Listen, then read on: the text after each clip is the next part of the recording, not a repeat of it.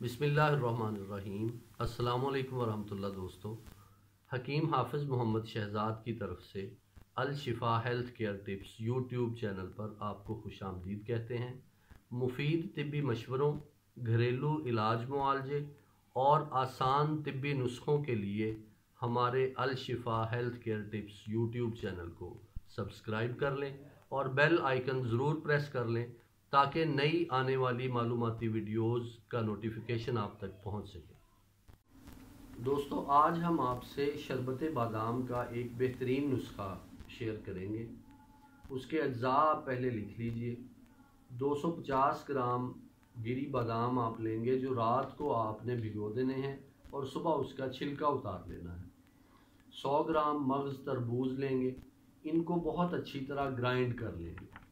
इसको ग्राइंड करने के लिए आपको थोड़ा सा पानी भी अगर ऐड करना पड़े तो वो ऐड करके इसका बहुत अच्छे से पेस्ट बना लें। पेस्ट बनाने के बाद इसको भून लें। जो चीज़ आपने भून ली है इसको हम शीरा बादाम कहेंगे।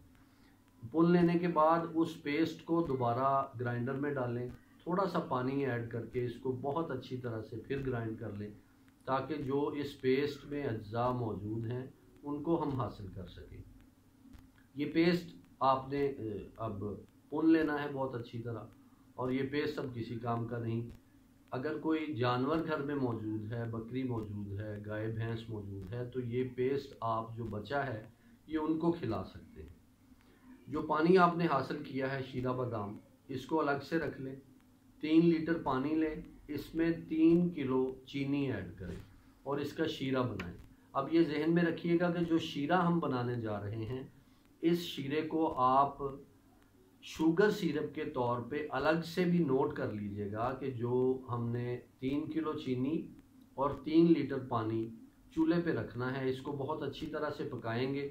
जब इसको 2 उबाले आ जाएंगे तो ये आपका शुगर सिरप तैयार है। इसको आप अलग से भी शुगर सिरप बना के रख सकते हैं, क्योंकि मेरे बताए हुए बहुत से मशरूबात में शुगर सिरप भी ऐड करना होता है।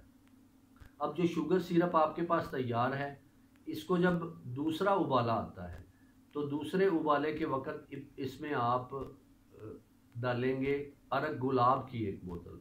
अरग गुलाब डालते ही जो आपको नया उबाला मिलेगा तो चूल्हा जलता रहेगा। जब नया उबाला आए तो उस वक़्त आप शीरा बादाम इसमें ऐड कर देंगे। शीरा बादाम ऐड करने के बाद जैसे ही इसको उबाला आए तो ये आपका शरबत बादाम तैयार है। इसको आप किसी शीशे की बोतल या प्लास्टिक की नई बोतल में, पेट बोतल में सेव कर लें। आपका बेहतरीन शरबत बादाम तैयार है।